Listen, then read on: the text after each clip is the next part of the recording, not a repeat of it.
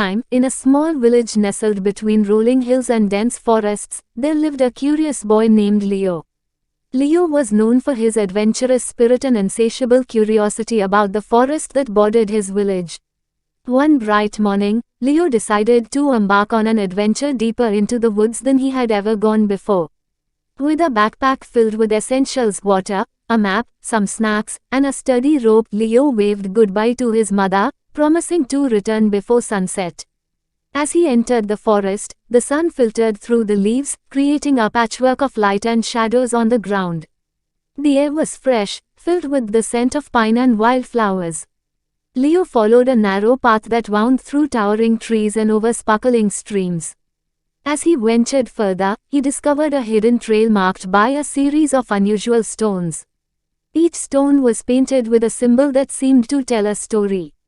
Intrigued, Leo followed these markers, wondering if they would lead him to something extraordinary.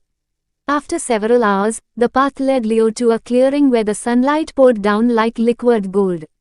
In the center of this clearing stood an ancient tree, larger than any he had ever seen. Its trunk was wide and looked as sturdy as stone, and its branches stretched out wide as if embracing the sky. As Leo approached the tree, he noticed something unusual: a rope ladder hanging from one of the lower branches. With a thrill of excitement, Leo began to climb.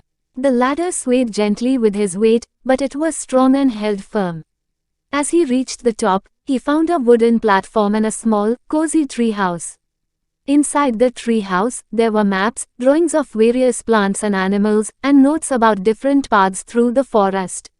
It was like a secret hideout for someone who loved the forest as much as he did.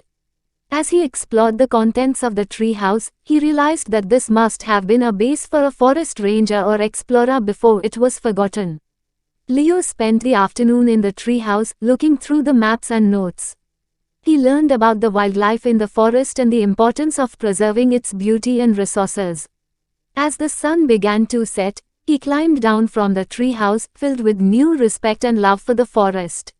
On his way back, Leo decided that he would come back to the treehouse regularly.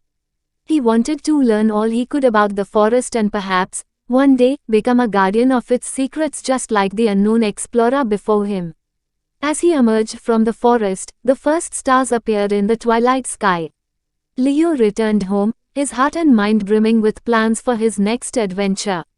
His mother greeted him at the door, relieved and eager to hear about his day. As they sat down for dinner, Leo began to share his discoveries, his eyes bright with the promise of many adventures to come.